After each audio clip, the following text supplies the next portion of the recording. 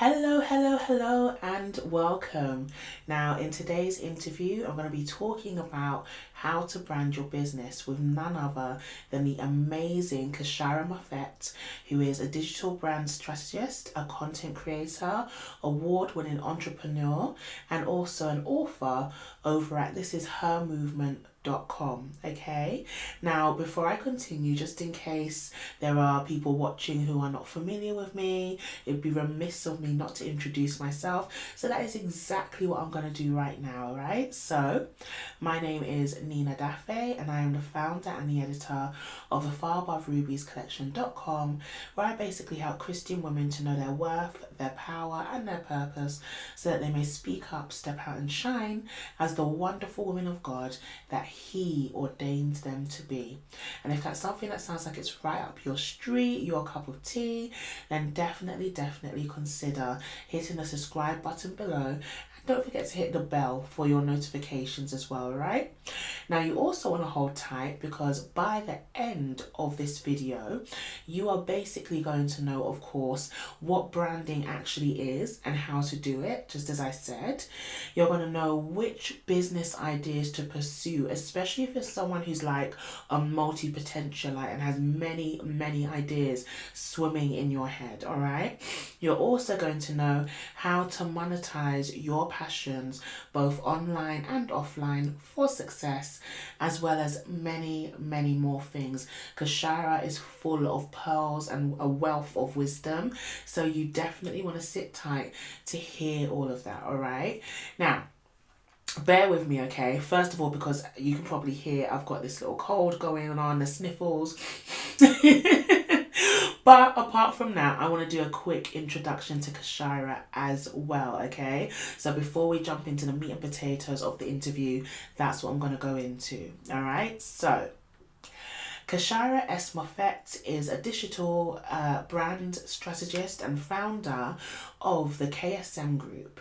She is also the creator of Her Movement, a lifestyle brand that has skyrocketed into a full-fledged movement that consists of an ever-popular Twitter chat, podcast, and Periscope channel. The blog, thisishermovement.com, centers on career, branding, and lifestyle topics. Her movement represents today's busy bombshell, the ambitious millennial in pursuit of excellence while feeling the fear and doing it anyway. Kyshira is also passionate about serving her surrounding community and has held volunteer board positions with Levo League, the Urban League Young Professionals, the National Black MBA Association, and the YWCA. She is the recipient of the National Urban League Superheroes of the Movement Award, the 2016 Fab 40 Award, and was named Who's Who of Black Pittsburgh. And so without any further ado, I'm going to go straight into the interview. Enjoy! Hey Kyshira, how you doing? I'm great. How are you, dear? I'm good, and thank you for being with us today. I know it's really early for you, so very grateful. No problem, of course. So, as you know, I've like already introduced you to everybody, but just in your own words, could you just let everybody know who you are and all the wonderfulness that you do? I think to put it simply, I am a serial entrepreneur, and Mhm. my main businesses are the first is coaching women entrepreneurs and their branding. So I Mhm. specialize in helping women package their expertise, brand their brilliance, and monetize their genius. And Mhm. then my other business is Life of a Bombshell Cosmetics, which is an affordable yet luxury cosmetics line for women who are on the go and need their makeup to match their hustle. Nice. I love it. I love it. And so, what was, I guess, the journey to all of this, becoming a serial entrepreneur, like, having these passions that you've managed to launch alongside? How's your faith played into all of that? I mean, it's definitely been a situation of just like learning how to be trustworthy of not knowing what's coming next, right? So when Mm. we all start our businesses or we start our careers, we have this plan, this golden plan. Yeah. And for some of us that are like type A, it's like month by month, type of plan, right? Yeah. And I had to let that go. That was the plan that I had when I worked in corporate, and I knew where I was going to be at the 2-year mark, the 5-year mark, et cetera. And entrepreneurship called me. I didn't even seek it. I was side hustling because I had a skill, I had a talent, and it was being sought out consistently. So it's like, okay, cool with it. I realized that I liked that more than the corporate journey I was on. Sure. And with entrepreneurship, it's like you can study everything you want, but you just never quite know what's going to come next. Yeah. So I've had to learn to take a step back from having rigid plans and learning to trust God and say, like, okay, he's obviously pushing me this way, leading me this way. I don't even know if I want to be over there, but I'm going to go and see what happens. And every time I've literally walked by faith and not by sight, like I've seen things happen that I could have never imagined in a million years. Yeah. I when you were speaking, especially about like learning to kind of let go and surrender, like I don't know if you noticed, but I was like nodding really, really vigorously, because I would say that's really kind of been my journey in this as well. Like, I'm not even going to say I'm a recovering control freak. I think it's still there. Yep, of course. It shows itself. Absolutely. It shows itself. Yeah, so I really, really identify with what you were saying. And I guess for like the women who might be watching us who, like you, maybe have different passions, or, you know, want to know how they can, you know, monetize that, as you say, turn it into profits. Like, do you have any kind of tips and tricks for them at all? Yeah, absolutely. I mean, I think it first starts with just self-awareness, right? Because a lot of us have many skills and many talents, many interests, but not all of them are meant to become a business. For some people, when you turn a skill or a passion into a business, you start to not enjoy it anymore. So it definitely has to be something that would make sense for you. You know, it's true that not all things are lucrative, right? So when you think about people who are literally multifaceted, multi-purpose, you know, I tell people honestly, start with the thing that's going to bring you the most money first. And I know we kind of like shy away from the money discussion, but it's really important, because if you're bringing in a lot of revenue quickly, that means you can do what? You can hire people, you can create opportunities for others, you can outsource, and then that means that one business you started can now run on its own. So that's like scaling and efficiency, and then that frees up your time to go do that other thing, and then do that other thing, you know, and kind of be that serial entrepreneur. So I've had my coaching business for 4 years now, but my cosmetics business is only 1 year old.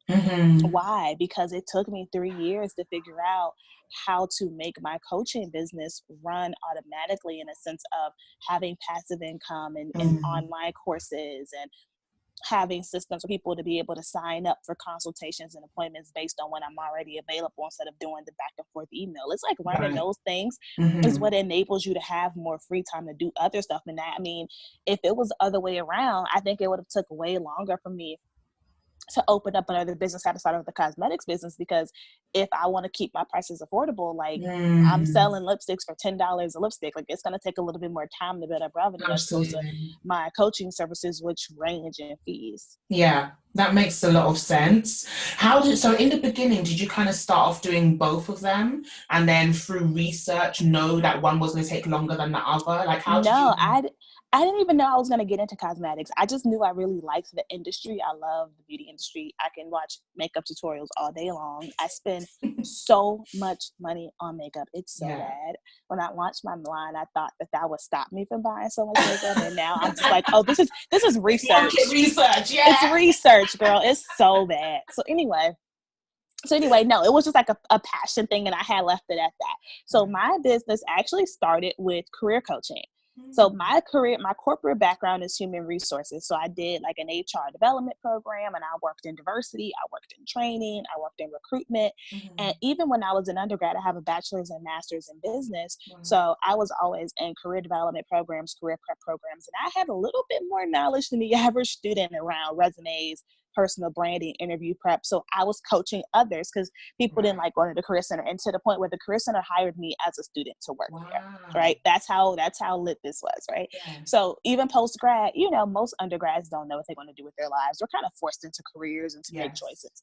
So 6 months post-grad, everybody's hating their jobs. That made sense, because they didn't really go into passions, right?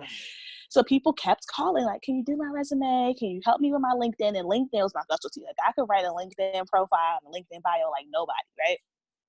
And people kept coming to me through referrals. So it started off with college friends, then it became their friends from other universities, and then it became experienced career professionals. And one thing I will tell you, when I started my business, at first I wasn't charging anything, just nothing. Yeah. Sorority sister was like, girl, you need to stop before you get taken advantage of. And then I got taken advantage of. So I had to learn how to charge, but I was still way undercharging. But I will say I was smart enough in the beginning to get the social proof. So for my budding entrepreneurs out there that may be volunteering or doing pro bono work or doing cheap work, that while that's okay to get started, at least be smart enough to get testimonials and reviews, videos, pictures, build the portfolio, because that's what's going to help you grow. So if you go on my LinkedIn today, I still have those 28 testimonials written on my LinkedIn profile.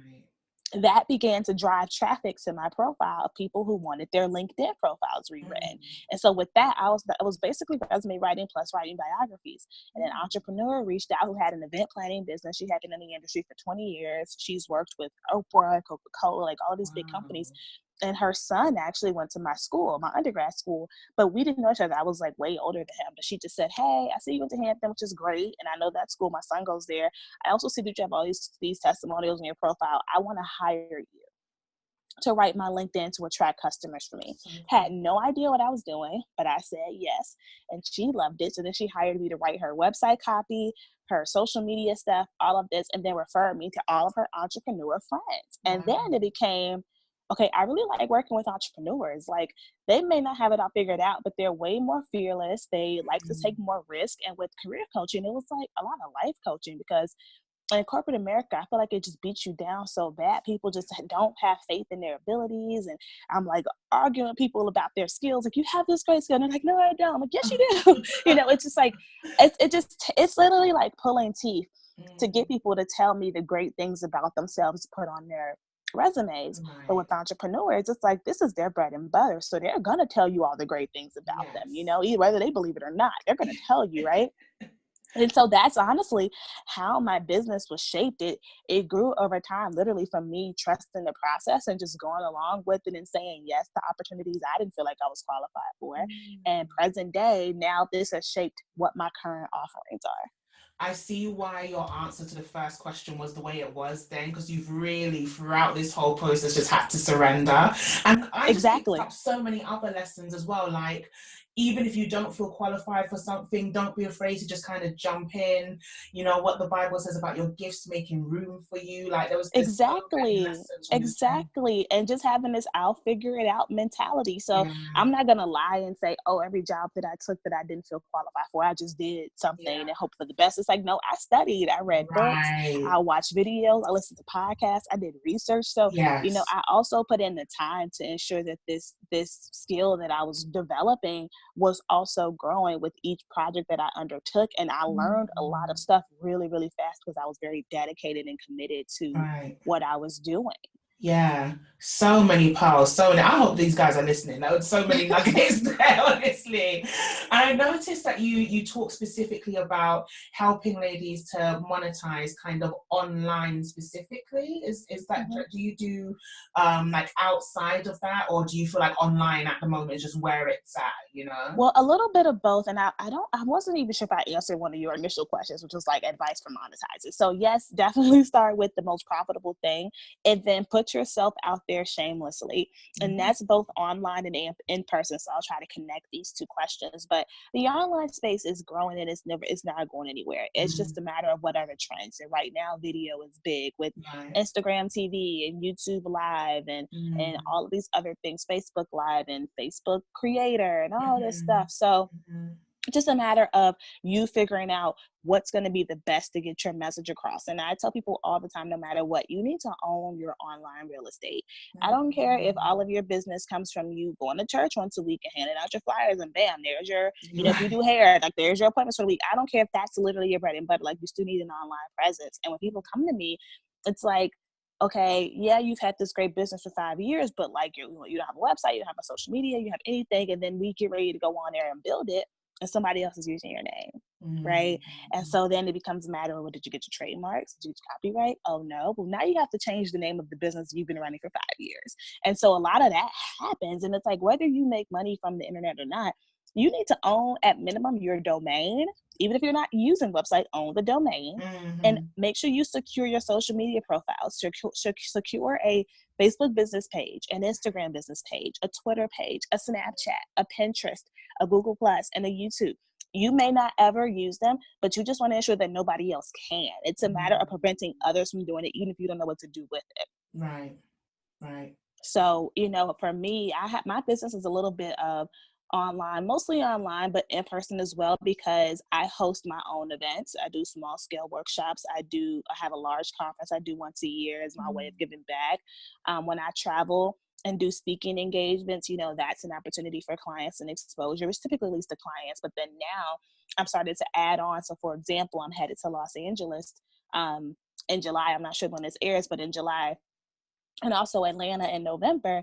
And while I'm speaking at conferences, I'm still doing my own private dinner where I'm only having 10 people come. We're going to be at dinner, and I'll be able to answer questions in an intimate setting about branding.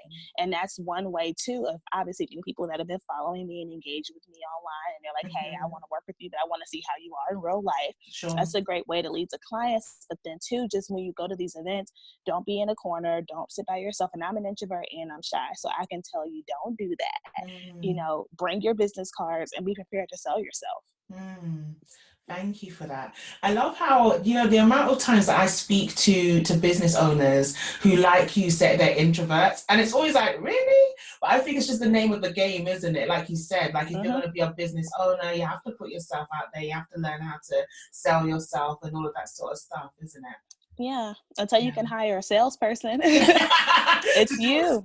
Everything for you. And my best advice for people who are like, I just don't know how to sell myself, watch like Shark Tank or The Profit, or there's an online show with Entrepreneur Magazine called like The Elevator or something like that, like Elevator Pitch.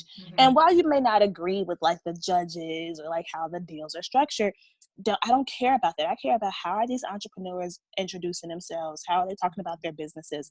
What questions are always being asked, and how are they answering them? It's more about professional development for you than like looking at how to get venture capital. Right. And I don't think people look at these things in the right way. Yeah, you're absolutely right. Yeah, it's about like studying everything about like your craft and that sort of Exactly. thing. Yeah. Exactly. And like, so with you, like, I don't know, for the woman who's like heard you now is like, man, I need to start buying up my domains and thinking about building online and all of that sort of stuff. Like, I guess, because I think there's so much information out there, and sometimes it can lead people to think they have to do all of the things all at the same time. Like, is there a particular place that you would kind of say to people that they should start, or they should think about doing it at all? Yeah, I mean, one thing after you've like secured all of your names, just make sure you own them, is just kind of taking a step back and asking yourself, what am I doing here? What am I looking to accomplish? What's my business about? And be very specific with that answer. A big mistake entrepreneurs make is trying to serve everybody and everything and have all of the offers.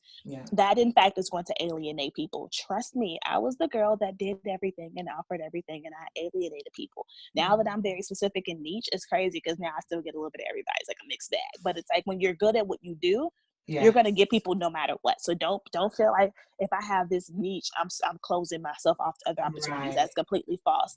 When you have a brand of excellence in one particular thing, to other people, that means you're excellent in all things.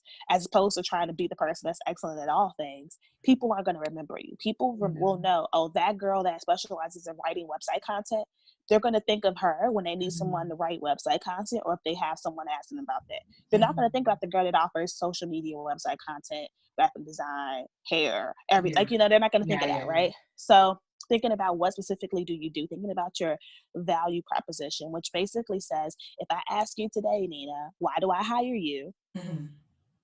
Your answer can be because I'm me, or because of where I went to school, or because of this award, or because I'm a homegirl, or I'm the cheapest. You can't, those can't be the answers. You have to have a real why you and why not someone else, despite the fact that you're not going to know who the someone else you're competing with is. So that's really important. The next piece is identifying who you're looking to serve. So yes, I serve women, but I serve a very particular group of women. I typically work with women of color, let's just be honest. I typically work with women entrepreneurs who are trying to build an online business. That's very particular and niche. And then I serve them in 3 ways. I'm either helping you with your launch plan, your expansion, or your rebrand. That's all I do. Right? Very specific, very targeted, and thinking about who your customer is and getting to know her, building a relationship with her. Like I created, like, you know, the customer avatar, but like she has a face, she has a name. And when I'm creating, I think about her and not about me. We all like to, whenever I find this particularly with women of color, whenever our target customer is a woman of color, we feel like, oh, that's me. But we're not our customers. If we were our customers, we wouldn't be delivering the service. So you have to think about your customer. Just like in my cosmetics business, I can't just sell the colors I like. First of all, I would only sell like 3 colors because I only like red, nude lipstick. You know what I mean? But like the colors that I don't feel like I look the best in it aren't as flattering to me, like that beautiful orange shade you're wearing. Like for me, it doesn't work for me. Those are always the best sellers. So it's like, that's a prime example, right? It's like you have to think about your customer and their preferences, their needs, and their specific pain points to your business. Like what challenges are they facing that your business can solve? And what's their sense of urgency around solving it? And when you have those 2 things down packed, and I mean really down packed, everything else flows a lot easier. The brand colors and the logos and the website and how things look and all of that. It's like, it's easier to create those things when you know who you are and what you do, why you're great, and who you're targeting. But if you don't know those things, you're literally picking blindly. Yeah, no, it's true. And what you were saying about the brand colors, the logos, everything actually leads very nicely into what I was going to ask you next, which is about branding, because I feel like that's very much a word that is thrown about a lot lately, whether you're in the entrepreneurial realm or like even like you said, someone who's just still like working like a 9 to 5 or whatever the case may be. Everyone talks about branding, but I'm not quite sure we actually really know what it means. So I mean, how would you kind of I guess define branding? How can we get better at it, you know? Branding is a very vague word, so let's just be honest, because your brand is a perception. It's a reputation. It's actually not defined by you. It's shaped by you, but it's defined by your audience. The visual aspects is actually called brand identity. That is the logos and the colors and all of that other stuff. But it's the perception and the experience. So it's very easy to think about this in corporate America in your career. Your personal brand is what gets you the promotion, right? Because people have to know you, like you, bring you up at a table that you're not invited to. What's going to get you to that table that you're not invited to? Your reputation is what's going to precede you.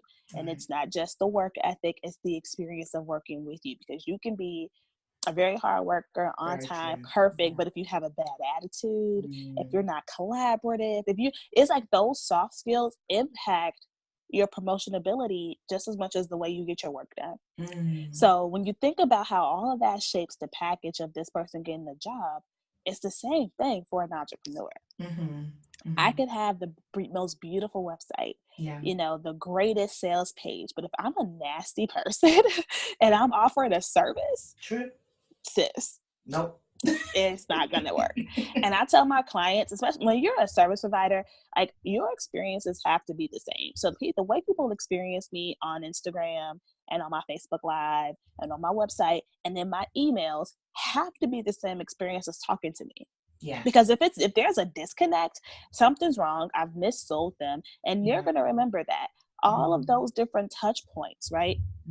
We look at these outlets as just another thing to do, but these are touch points. These are all opportunities for our prospective customers to get to know us and to build rapport with us and to ultimately want to hire us.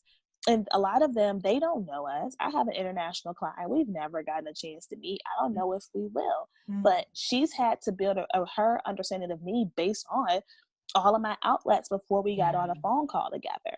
So when you think about your brand, I first challenge you to think about and I ask this to my clients all the time, even the ones that I do my websites for, I ask, what do you want the experience of you to be? When someone's talking with you, what should they feel? And I'll give you a real example. With my clients, they come to me frustrated, confused, ready to quit it all. And when they're done with me on that first discussion, my hope is that they are hopeful, encouraged, excited, ready to go, ready for the next step. A little scared because I already told them I'm gonna work them real hard, but they're confident, right? Yeah. Yeah. So now I have to create that experience through everything I do, through the website, through the email marketing, through the Instagram page, right? It's all about creating hope, encouragement, but also recognizing that this ain't easy. Yeah.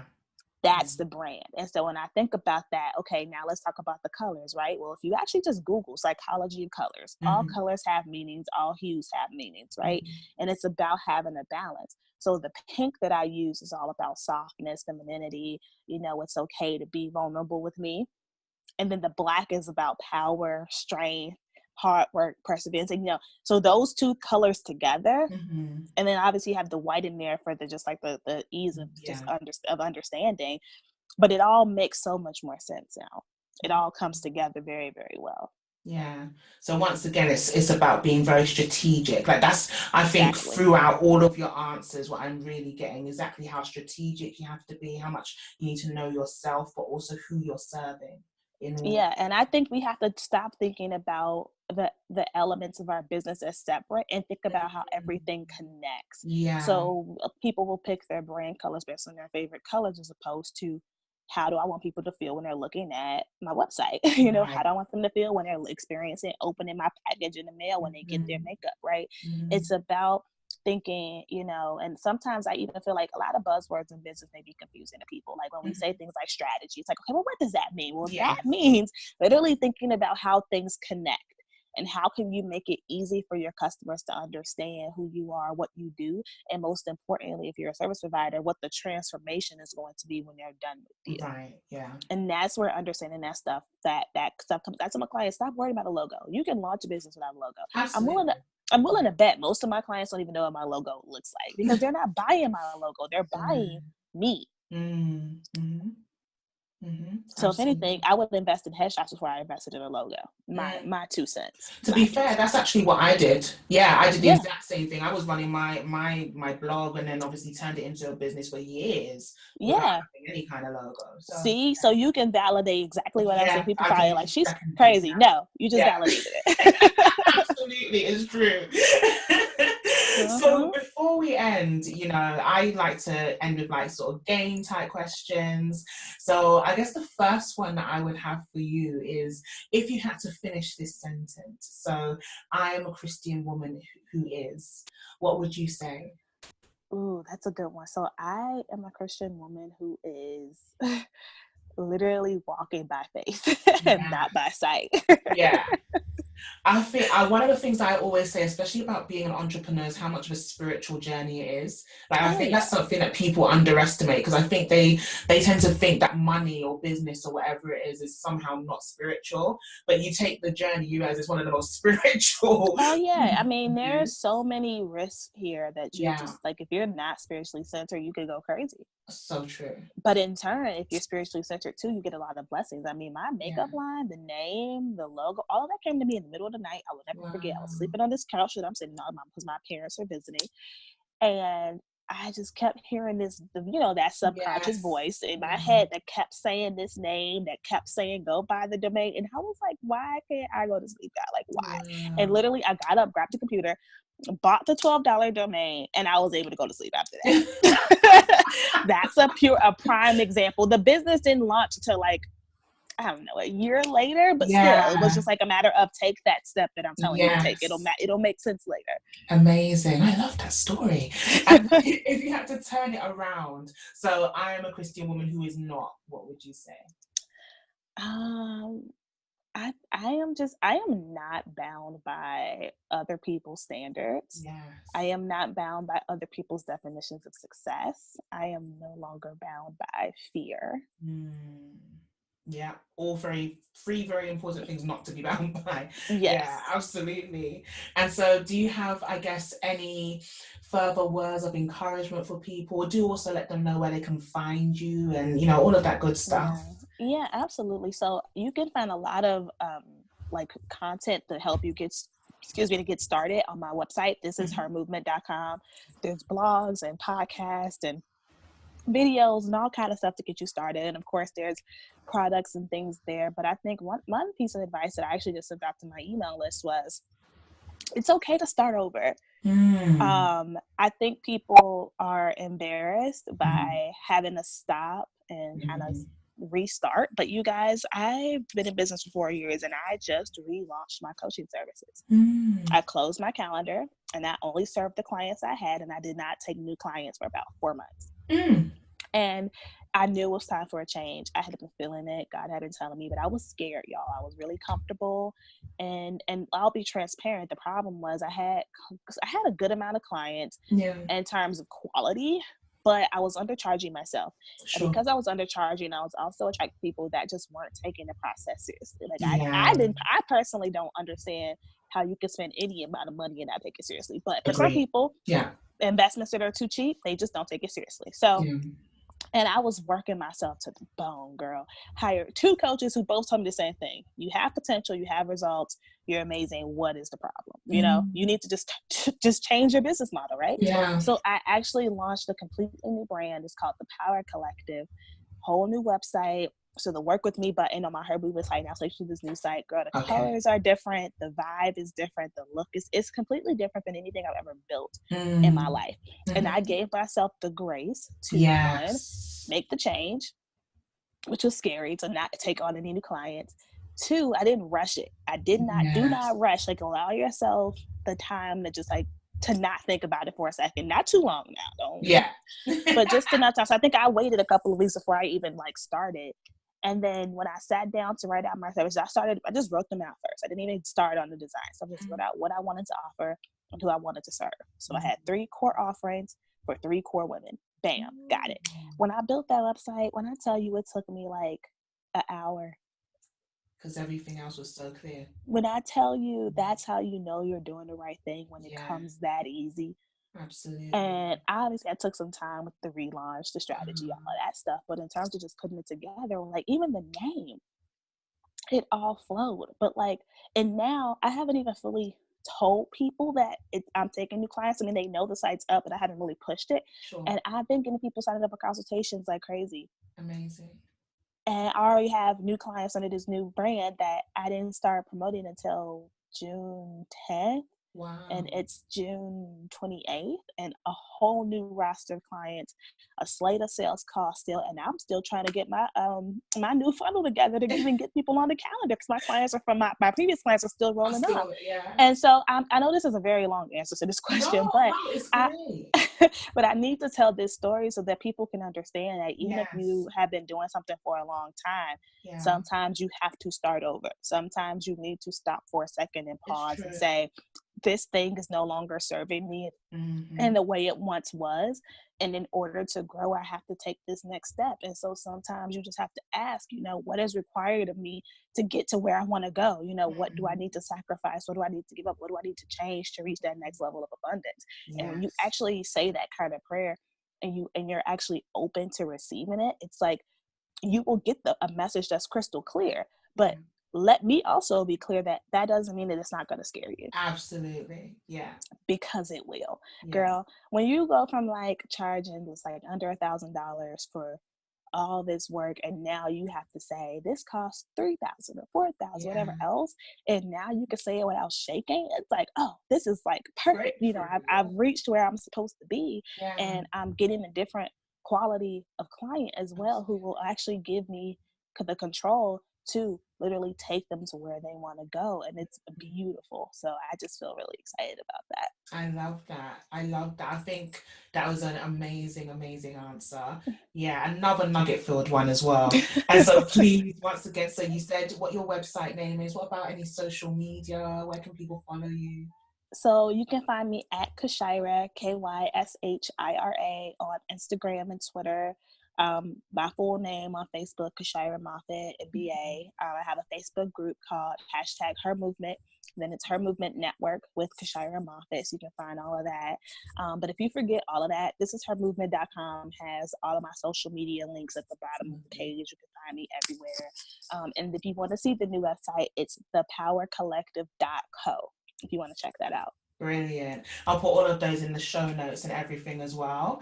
But before we go, I just want to thank you so much for showing up today, for being so great. Like, literally, like, I just feel like there's been such a great amount of wealth of wisdom that you've shared. So thank you so, so, so much. Thank you for the opportunity, and please let me know if you ever need anything. Oh, will do. Thank you so much. Thank Bye. you.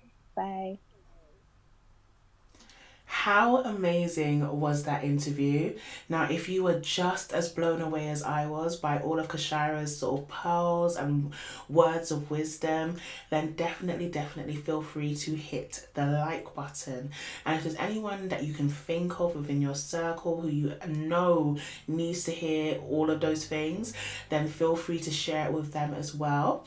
And if you'd like to see more videos like this with powerhouse women who are doing amazing things both in the world and in the kingdom of God, pearls of wisdom, nuggets from myself on mindset, women of the Bible, etc., then also feel free to hit the subscribe button below and hit the notification bell as well, because what that will do is notify you every single time that I upload a new video, so that you can literally be the first to watch it as soon as it comes out. All right.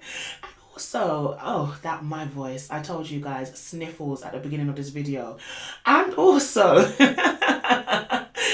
if you had any aha moments, if there were particular I don't know, just moments where you were just like, oh my gosh, that really hit me, you know, in terms of being a biggest takeaway, then also let me know what that was in the comment. I would love to hear that.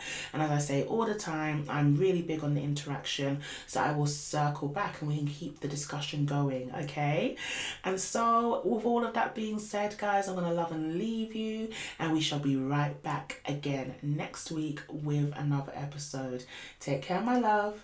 Bye.